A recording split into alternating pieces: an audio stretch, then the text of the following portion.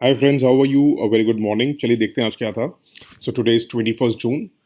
एक तो आपको पता है सुप्रीम कोर्ट में चल रहा है कि आप सेंटर को बोला गया है कि जो विक्टिम्स हैं उनको पैसा दिया जाए, जो भी मरे हैं, जो भी अफेक्ट हुए हैं, उनको पैसा दिया जाए। तो सेंटर का क्या जवाब है, ये आप ना फॉर्डर में लिख लीजिएगा, अपने फॉर्डर वाली डायरी में, कि what is the centre's response to the this issue. अब उसने कहा है कि देखिए, कोविड-19 पैंडेमिक जो है वन टाइम डिज़ास्टर नहीं है। जैसे अर्थक्वेक है या फ्लड आता है, उसमें हम विक्टिम्स को कंपनसेट कर देते हैं विद जस्ट मनी। तो ये वन टाइम डिज़ास्टर नहीं है। दूसरा पॉइंट उन्होंने कहा है कि एक तो देखो, मॉनेटरी पे ऑफ का बात तक रखें हम, कि सिर्फ रिलीफ को हम सिर्फ मॉनेटरी तक रखें, तो बहुत नैरो और पेडेंटिक अप्रोच है। पेडेंटिक का मतलब ही बेसिकली नैरो ही होता है। ठीक है।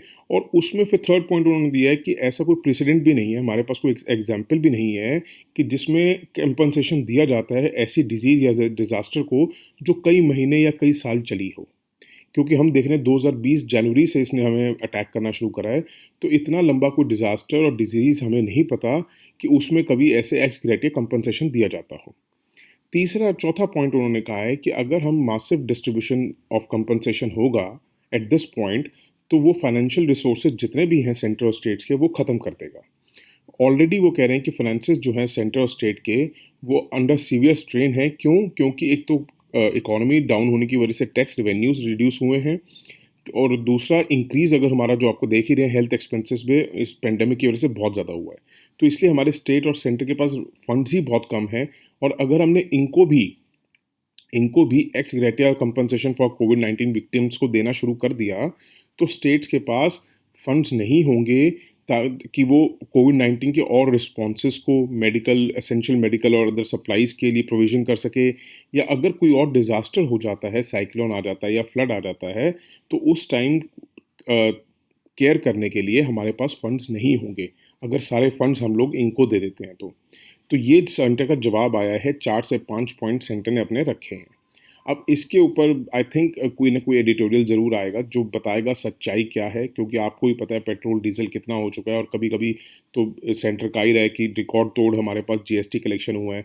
तो वो कैसे कह सकते हैं कि फंड्स ख़त्म हो रहे हैं या फंड्स नहीं है इतने, जब हम अगर बात करें दूसरी कंट्रीज़ के साथ। क्योंकि आपको ही पता है कि एक 3-4 महीने का मोरेटोरियम के अलावा लोन्स में कोई मोरेटोरियम नहीं मिला है। तो और लोग ये भी कहते हैं कि 20 लाख करोड़ का पूरा एक आर्टिकल आया होता है, 20 लाख करोड़ का, जो 2 लाख करोड़ का या 20,000 करोड़ का, जो भी, कि कोई भी फ्लाउट करके फिगर्स बना दे, तो वो आज तक नहीं समझ आया कि कहाँ पहुँचा है, कहाँ नहीं पहुँचा। किसी को समझ नहीं आया था कि वो जो गवर्नमेंट ने अनाउंस किए थे रिलीफ पैकेजेस, वो एक्चुअल में पहुँचे किसके पास है। क्योंकि इकोनॉमी अगर रिस्पॉन्स की बात करें, तो बिजनेसेस हाउसेस के पास 1 रुपया तक नहीं पहुँचा था, बारिंग द टॉप 3 और टॉप 4। ठीक है। तो इसलिए इसके ऊपर थोड़ा सा एनालिसिस, अब कोई आर्टिकल आता है या एडिटोरियल आता है, तो विल लुक इनटू इट। उसके बाद एक पेज 1 पे था एक्सेस डेथ्स इन कर्नाटका। देखिए, हर, अब इतनी एक्सेस डेथ्स को मत देखने लग जाना, हर एक स्टेट को फोकस करो आप। 14 जून के एनालिसिस में हमने मेरे ख्याल से तेलंगाना का देखा था। तो एक का देख के आप पूरा लिख के उसके बाद एग्जाम्पल्स दे सकते हैं। We have seen these cases in many such states. ठीक है। उसके बाद एक एडिटोरियल की बात करें तो ईरान के प्रेसिडेंट का था, वो हमने 20 जून को कल हमने डिस्कस किया था। जितना किया था उतना ही बहुत है, उतना ही ज़्यादातर लिखा हुआ है उसमें भी। एक एडिटोरियल पे केरला को लेके था। देखिए, कोई अगर केरला की सिविल सर्विसेज की तैयारी कर रहा है तो उसके लिए इंपॉर्टेंट है, वैसे in general it is not important. एक एडिटोरियल पे था रशिया इंडिया चाइना का। बहुत इंटरेस्टिंग सब्जेक्ट दे रखा था, दे पढ़ने में मज़ा था, बट कुछ ऐसा इम्पॉर्टेंट नहीं था। ये तो ऐसा था कि जो कई सालों से हमें सब पता चल रहा है कि रशिया इंडिया चाइना के बीच में क्या चल रहा है। इंडिया क्यों यूएस की तरफ थोड़ा सा झुकाव दे रहा है, क्योंकि रशिया का झुकाव थोड़ा सा आजकल चाइना और पाकिस्तान पे हो गया है। अच्छा, अब हमारे पास क्या था, पहले तो सिर्फ डिफेंस के लिए हमारे पास एक रशिया दिखता था, अब हमारे पास और ऑप्शंस हो गए हैं, जैसे फ्रांस है, इसराइल है, और भी आजकल तो आप बिड डालिए, पता नहीं कितने लोग आ जाते हैं। तो इसीलिए थोड़ा सा हमारी रशिया की इंपॉर्टेंस हमारे लिए भी, ये देखिए, हम वैसे नहीं कह सकते सिनेरियो में, बट हम भी अब रशिया को इतनी इंपॉर्टेंस नहीं रही है। रशिया के लिए देखा जाए तो इतनी भी इंडिया की इंपॉर्टेंस नहीं रही है। बट एज फार एज जो इकोनॉमी में, वर्ल्ड की इकोनॉमी में हम लोग देखते हैं, उसमें हमारा एक रिलेशन बना हुआ है, एक फ्रेंडली रिलेशन बना हुआ है, और वो मेंटेन रहेगा हमेशा रशिया के साथ। बट अगर रशिया का फोकस देखा जाए तो वो थोड़ा सा, हाँ, आजकल डाइसी सा हो गया है। वो थोड़ा-सा चाइना की तरफ इंक्लाइंड हो गए हैं, चाइना की वो नज़रअंदाज करते हैं थोड़ा-सा इन चीज़ों को। और अगर क्वाड ग्रुपिंग को देखा जाए तो वो कहते हैं कि एशियन नाटो है, या चाइना कहता है तो उसको कुछ नहीं कहते। रशिया की जो अग्रेसिवनेस है वो चाइना की जो अग्रेसिवनेस है वो थोड़ा-सा इग्नोर करते हैं। तो थोड़ा-सा रशिया भी डाइसी सा हुआ है हमारे रिलेशंस को लेके। तो थोड़ा-सा इंटरेस्टिंग है वो पढ़ने लिए, अगर आप पढ़ना चाहें तो पढ़ सकते हैं, बट उसके नोट्स बनाना या कुछ ऐसा देखना एज़ सच वो ज़रूरी नहीं है। एक एडिटोरियल और था, वो भी हम बाद में डिस्कस करेंगे। एक पेज 8 पे था, इंडिया और रशिया का एक इंटरगवर्नमेंटल एग्रीमेंट साइन हुआ था फॉर 4 क्रिवेक कह लो या तलवार स्टेल्थ फ्रिगेट्स, बेसिकली शिप्स है ये। अक्टूबर 2016 में हुआ था, 4 शिप्स को लेके, फ्रिगेट्स को लेके। तो उसमें क्या था कि 2 तो रशिया से डायरेक्ट आनी थी, और 2 जो है वो रशिया से टेक्नोलॉजी ट्रांसफ़र होना था, और वो यहाँ बनाना था गोवा शिपयार्ड लिमिटेड ने। और इंजन जो हैं इस शिप्स के वो आएंगे यूक्रेन से, ठीक है। अब ये 4 शिप्स जो हैं, अगर देखिए पहले भी 6 शिप्स आई थी, इतना डीप जाने की ज़रूरत नहीं है, बट ये याद रखिएगा जो ये अब 4 शिप्स हैं, ये उन 6 शिप्स के वज़न भी ज़्यादा होगा, उसका वेट भी ज़्यादा होगा। और इनके अंदर ये आर्म्ड किससे होंगी? BrahMos supersonic cruise missile. ये इंपॉर्टेंट है कि ब्रह्मोस मिसाइल से, this question is important for prelims. तो उसमें ये आपसे 2-3 फैक्ट्स पूछ सकते हैं। ये एग्रीमेंट कब साइन हुआ था, कितनी शिप्स का हुआ था, कितनी प्रोक्योर डायरेक्टली की जाएगी, कितनी इंडिया में बिल्ट होगी, इसका इंजन यूक्रेन से अगर 4-5 पॉइंट्स में आया, और ये किससे आर्म्ड होगी, कौन सी मिसाइल से। तो ये इतना ही करने की ज़रूरत है, उससे ज़्यादा करने की ज़रूरत नहीं है। ये एक एडिटोरियल है, ये पूरा का पूरा। अभी हम डिस्कस करते हैं, पहले हम थोड़े फैक्ट्स देख लेते हैं। एक पेज 8 पे था, ब्लैक सॉफ्ट शेल टर्टल के बारे में थोड़ा सा असम की न्यूज़ थी ये। थोड़ा सा इसके बारे में थोड़ा सा देख लीजिए क्या है ये। एक तो ये फ्रेश वाटर टर्टल है, ब्लैक सॉफ्ट शेल टर्टल जो है फ्रेश वाटर टर्टल है। ये इंडिया और बांग्लादेश में मिलती है। ऑफ द टोटल 29 स्पीशीज़ जो आइडेंटिफाई हुई है इंडिया में, 20 आर फाउंड इन असम। और ज़्यादातर असम में भी जो मिलती है, इनकी ज़्यादातर वेराइटीज़ या स्पीशीज़ जो मिलती हैं, वो टेम्पल के पॉन्ड्स जो बने होते हैं, टेम्पल में जो पॉन्ड्स बने हुए हैं उसमें मिलती है। ये ऑमनिवोरस है, ठीक है। और उसकी डाइट क्या है? एक्वेटिक प्लांट्स भी खाती है, ये एक्वेटिक इंसेक्ट्स भी खाती है, कैरियन जो भी आप कह लीजिए। और IUCN के हिसाब से, IUCN ने इसको 2021 में लिस्ट किया क्रिटिकली एंडेंजर्ड। बट हमारे इंडिया के वाइल्ड लाइफ प्रोटेक्शन एक्ट में इसको लीगली कोई प्रोटेक्शन नहीं दी गई है। ये बहुत इंपॉर्टेंट फैक्ट है आपके लिए, प्रीलिम्स के लिए। एक पेज 9 पे बड़ा अच्छा आया हुआ था कि न्यू IT रूल्स को लेके जो UN की थोड़ी सी एप्रीहेंशंस थी, वो थोड़ा सा सॉल्व किया, इंडिया ने बता दिया है, सारा जवाब दे दिया उसका। उन्होंने कहा है कि देखिए बहुत एक्सटेंसिव कंसल्टेशन हुई है हर एक स्टेक होल्डर्स के साथ, और ये प्रोटेक्ट करता है राइट ऑफ ऑनलाइन यूजर्स।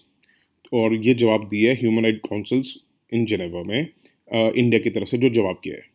क्योंकि UN ने कहा था कि ये रूल्स जो हैं आपने बनाए हैं, they are not in line with international human rights principles. देखिए ह्यूमन राइट्स में बेसिकली कहा जाता है राइट टू प्रिवेसी, एक बहुत बड़ा चीज़ होती है राइट टू प्रिवेसी। तो उसमें इनको थोड़ा सा जो डाउट लग रहा है, दिक्कत लग रही है, वो जो है ना कि first originator of the message के बारे में, उस इंफॉर्मेशन को वो कहते हैं कि ये तो देखो राइट टू प्रिवेसी कहीं रहेगा ही नहीं। तो इंडिया ने साफ कह दिया है कि देखिए ये एक तो रूल्स जो हमने लाए हैं, it will empower ordinary users of social media. और जो विक्टिम्स हैं, जो सोशल मीडिया पे जिनके खिलाफ एब्यूज़ होता है या जो गलत प्रचार किया जाता है, जो उसके विक्टिम्स हैं, उनके पास भी कोई फोरम होना चाहिए ताकि वो अपना रिड्रेस कर सकें ग्रीवेंसेस। और अगर बात करी जाए फर्स्ट ओरिजिनेटर की, वो कहते हैं कि जो ये रूल्स है ना, ये लिमिटेड इन्फॉर्मेशन ही लेंगे आपसे जब ये मैसेज ऑलरेडी पब्लिक में होगा। और अगर ये मैसेज से वायलेंस क्रिएट होगा, या यूनिटी और इंटीग्रिटी ऑफ इंडिया पे ये अफेक्ट करेगा, या किसी वुमेन के लिए गलत होगा, या सेक्सुअल अब्यूज़ होगा चिल्ड्रन का, और अगर कोई और ऑप्शन हमारे पास नहीं होगा जो काम कर रहा हो, तभी हम सोशल मीडिया वाले को कहेंगे कि आप डिस्क्लोज़ करिए कि किस आदमी ने ये मैसेज स्टार्ट किया था। तो अगर देखा जाए इंडिया की यूनिटी इंटीग्रिटी के लिए, या किसी वुमेन के लिए, या किसी अगर सोसाइटी के लिए देखा जाए, तो this rule is not as bad जितना UN पोर्ट्रे कर रहा है, या जितना ये जो कंपनीज हैं ट्विटर फेसबुक वगैरह जिसको पोर्ट्रे कर रही हैं, ठीक है। अब उसके बाद एडिटोरियल डिस्कशन देखते हैं। उसमें ये ना एक्सेसिव डेथ्स को लेके था कि जो एक्चुअल डेथ्स हैं या क्या नहीं। वो कहते हैं कि इंडिया में even before the COVID pandemic 85% deaths ही सिर्फ रजिस्टर होती हैं, और 1/4 ऑफ द रजिस्टर्ड डेथ्स जो है मेडिकली सर्टिफाइड होती हैं, कि जिसका पता चलता है हमें कारण कि कॉज क्या था डेथ का। मतलब 85, 100 में से 85 तो रजिस्टर हो रही हैं, और 85 में से भी 1/4 ही हैं, ओनली 1/4 जो पता चलता है कि जो रजिस्टर्ड डेथ्स हैं कि उनकी मेडिकली किस वजह से डेथ्स हुई थी। और उसमें भी अगर देखा जाए तो ये जैसे हम देख रहे हैं ना, डेली के फ्रंट पेज पे आ रहा है एक्सेस डेथ्स। अब आज जैसे कर्नाटका का था, तो हमने ऐसे एग्जाम्पल्स में कैसे क्वेश्चन बन सकता है, उसका आंसर क्या देना है, वो आज हम इस एडिटोरियल में डिस्कस कर रहे हैं। उसमें ये है कि देखिए, अगर वो रजिस्टर्ड डेथ्स की भी बात करी जाए तो आपको स्टेट्स के अंदर भी वेरिएशंस में देखने को मिलेंगे। किसी स्टेट में बहुत ज़्यादा, किसी स्टेट में बहुत कम है।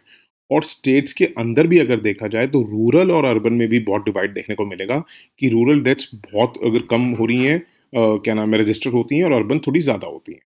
और कहते हैं कि सबसे बड़ी बात ये होती है कि कॉज़ ऑफ डेथ का मतलब जानना इसलिए एसेंशियल है ताकि हमारी गवर्नमेंट जो है हेल्थ सेक्टर की प्लानिंग और ऑप्टिमल एलोकेशन कर सके हेल्थ रिसोर्सेज का। इस वजह से कॉज़ ऑफ डेथ जानना इतनी इम्पोर्टेंस रखता है गवर्नमेंट की प्लानिंग के लिए। वर्ल्ड हेल्थ ऑर्गेनाइजेशन ने एस्टिमेट किया है कि जो कोविड-19 डेथ्स हैं वो 2 टू 3 टाइम्स हैं जो ऑफिशियली रिपोर्ट हुई हैं इन द वर्ल्ड। और कुछ रिसर्च इंस्टीट्यूट्स हैं वो कहते हैं कि कोविड-19 डेथ्स जो इंडिया में हैं वो 3 टू 14 टाइम्स है जितनी ऑफिशियल फिगर्स आ रही हैं। हमने क्योंकि अप्रैल और मई 2021 में देखा था क्रेमेटोरिया और जितने भी आप क्रेमेशन ग्राउंड्स थे, ब्यूरियल ग्राउंड्स थे, वहाँ पे लंबी-लंबी क्यूज़ लगी हुई थी, डेड बॉडीज़ हमने देखी रिवर्स में फ्लोट होती है, आपको पता ही है गंगा रिवर का आपने सारा देखा था। और उसके बाद कहते हैं कि मोर क्रेमेशंस हुई हैं, सब कुछ हुआ है, तो इसलिए हमें पता चलता है कि ऑफ़िशियली जितनी रिपोर्ट्स हुई हैं, उससे कहीं ज़्यादा नंबर है। दूसरा हमें कैसे पता चलता है? देखिए, यूनियन और स्टेट गवर्नमेंट्स तो मना कर ही रही हैं, वो कह रही हैं नहीं ऐसा नहीं है, जितना ऑफ़िशियली रिपोर्टेड है उतना ही है। क्योंकि वो कहते हैं कि कोविड-19 डेथ्स जो हैं कि छुपाई ही नहीं जा सकती, तो वो उनका सिर्फ़ कोर आर्गुमेंट यही है कि COVID deaths can not be hidden. मगर हम इसकी काउंटर कैसे कर सकते हैं कि हमने जब रिकन्सिलिएशन देखा था कोविड-19 डेथ्स का इन बिहार एंड महाराष्ट्र, जब रिव्यू करा गया तो देखा गया कि इन जितनी कोविड-19 डेथ्स ऑफिशियली रिपोर्ट हो रही थी उससे 75% इंक्रीज़ हुआ, जब रिकंसाइल किया गया data in Bihar and Maharashtra, ठीक है? और उसके बाद हम अगर दूसरा हम बता सकते हैं गवर्नमेंट की सच्चाई को कि majority of current analysis of excess deaths, जैसे आप एग्जांपल दे सकते हैं तेलंगाना का, फिर आज जैसे कर्नाटका का आया है, उससे पहले कहीं और का आया था। तो आप 2-3 ऐसे एग्जांपल दे सकते हैं कि जब वहाँ की स्टडी करी गई और वहाँ से म्युनिसिपल कॉर्पोरेशन से डेटा कलेक्ट करा गया, तब पता चलता है, क्योंकि देखिए हमें पता है कि म्युनिसिपल कॉर्पोरेशंस में थोड़ा-सा better functioning death registration system होता है। क्योंकि क्या होता है कि कभी भी आप क्रेमेटोरियम ग्राउंड पे जाते हैं किसी भी डेड बॉडी को लेके, तो वो क्या होता है रजिस्टर करते हैं, नाम, पता, पूरा आधार कार्ड का सब कुछ डिटेल्स डालते हैं, या पहले राशन कार्ड की डिटेल्स डाला करते थे, और वहाँ से डेटा सारा म्युनिसिपल कॉर्पोरेशन चला जाता है। तो म्युनिसिपल कॉर्पोरेशन के पास अच्छा खासा एक रिलेटिवली एक फंक्शनिंग जो है उनकी अच्छी है डेथ रजिस्ट्रेशन सिस्टम में, तो उनके पास सारा डेटा चला जाता है। तो उससे पता चलता है कि जो पहले डेटा थे प्री कोविड टाइम में और जो पोस्ट कोविड के बात है, तो उससे पता चल रहा है कि अगर सपोज़ प्री कोविड में, एक एग्जांपल दे रहा हूँ, प्री कोविड से पहले अगर 1 लाख डेथ्स हो रही थी, तो कोविड के बाद देखने को मिल रहा है 2 लाख डेथ्स, तो 1 लाख फालतू हुई है। और अगर ऑफिशियल फिगर्स हैं 10,000, तो हम कह सकते हैं कि एक्सेस डेथ्स 90,000 का ये फिगर कहाँ से आ रही है? जब एक ट्रेंड हम देख रहे हैं कि 5-6 साल से 1 लाख डेथ्स हो रही थी, एक एवरेज निकाल ली हमने, तो 1 लाख कैसे बढ़ गई? एक एग्जांपल दे रहा हूँ, ये आपने एग्जांपल देना नहीं, मैं आपको समझाने के लिए दे रहा हूँ, ठीक है? तो ये एक्सेस डेथ्स का जो है सिस्टम, ये कहाँ से आ रहा है? वो कह रहे हैं कि जो चैलेंज है डेथ रिपोर्टिंग रूरल एरियाज़ में, वो और ज़्यादा डिफरेंट है और बहुत ज़्यादा बिगर है, अगर वो देखा जाए। क्यों? क्योंकि पैंडेमिक रिलेटेड रिस्ट्रिक्शंस को लेके ट्रांसपोर्ट फैसिलिटीज़ ना होने की वजह से, और जो वहाँ के जो रूरल सिटीज़न्स हैं उनका भी हेल्थ बिहेवियर थोड़ा दूसरा है कि वो घर में ही ठीक रहते हैं कि भैया मुझे घर में ही दवाई दे दो। ज़्यादातर लोग नहीं हॉस्पिटल्स को अप्रोच करते, तो और फॉर्मल हेल्थ सिस्टम के अप्रोच में नहीं आते। जो ज़्यादातर हेल्थ सिस्टम्स कॉन्सेंट्रेटेड हैं अर्बन सेटिंग्स में। अर्बन जहाँ पे हैं, अर्बन सेंटर्स में देखते हैं हम फॉर्मल जितने भी हेल्थ सिस्टम बना रखे हैं, बहुत थोड़े हैं जो रूरल सेक्टर में हेल्थ सेक्टर्स बने हुए हैं, हेल्थ सिस्टम्स बने हुए हैं, हेल्थ सेंटर्स बने हुए हैं। तो वो लोग अप्रोच ही नहीं करते, वो ना चाहते हैं, ना तकलीफ़ उठाते हैं इतनी वहाँ जाने की। तो उस वजह से क्या है कि जो रूरल एरियाज़ में अगर हम देखेंगे, तो कोविड-19 डेथ्स हो सकता है जितनी ऑफ़िशियल फ़िगर है उससे कई ज़्यादा, कई गुना हो, क्योंकि वो रजिस्टर ही नहीं हुए हैं फॉर्मल हेल्थ सिस्टम में। उसके बाद कहते हैं कि इसकी अप्रोच क्या होनी चाहिए? कहते हैं हम इसकी 4 अप्रोच, हमें at least 4 approaches which can help us refine this estimates. एक तो डेथ ऑडिट की जाए, जितनी भी डेथ्स हो रही हैं उनकी ऑडिट की जाए कि क्यों वजह है, क्या वजह नहीं है। एक्सेस डेथ जो अगर हमें म्युनिसिपल से कॉर्पोरेशन से डेटा मिल रहा है, उसका एनालिसिस किया जाए।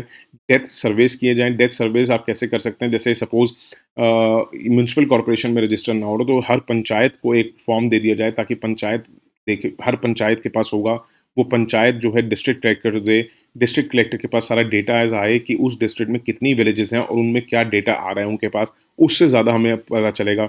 और डिकेडल सेंसस हमें करना चाहिए जो हमारा ड्यू है, ताकि हमें और अच्छी इन्फॉर्मेशन पता चल सके हमारे सेक्टर्स की। उसमें इस आर्टिकल में पूरा ये डिटेल में भी दे रखा था, उतनी डिटेल आपको डालने की ज़रूरत नहीं है। कहते हैं कि सबसे बड़ा ऑब्जेक्टिव जो कोर ऑब्जेक्टिव है पेंडेमिक रिस्पॉन्स का, वो है कि हम अपनी मोर्टेलिटी को रिड्यूस करें, मरना लोगों का उसको रिड्यूस किया जाए। और कोविड-19 डेथ्स जो हैं are a good surrogate indicator of the health system performance of the state and district levels. जो कोविड-19 डेथ्स हैं, हमें अगर एक्चुअल पता चले कि कितनी डेथ्स हो रही हैं, उससे हमें पता चलेगा कि हमारा एक्चुअल में हेल्थ सिस्टम जो है स्टेट और डिस्ट्रिक्ट लेवल का कितना कारगर है, कितना बढ़िया है। और अगर हमारे को हमें डेथ्स का पता ही नहीं चलेगा एक्चुअल में कितनी हुई है, कितनी नहीं हुई हैं, तो हम क्या अपना एनालाइज़ कर पाएँगे अपने आप को, कितना हम अपने आप को देख पाएँगे कि हम कहाँ खड़े हैं, कहाँ नहीं खड़े हैं। If realistic estimates of COVID-19 deaths by city, rurals, district and states are known, तो हम मोर टारगेटेड रिस्पॉन्स दे पाएँगे पेंडेमिक को। उसी हिसाब से हम प्लानिंग कर पाएँगे कि हम नेक्स्ट वेव अगर जो पेंडेमिक की आती है, उसमें हमने कैसे करना है, कैसे हम अपने और अगर लॉन्ग रन में देखा जाए तो हमें कैसे अपने इंडियन हेल्थ केयर सिस्टम को स्ट्रेंथन करना है, ताकि हम ऐसी पेंडेमिक से आने वाले टाइम में बच सकें और हमें अपने हेल्थ सिस्टम को कैसे एक क्या नाम है हेल्थ सिस्टम को कैसे ऑर्गेनाइज करें ताकि ऐसी अगर कंडीशंस दोबारा आती हैं तो हमें क्या-क्या चाहिए, ठीक है? That's it for today, thank you so much, have a good day, bye, take care.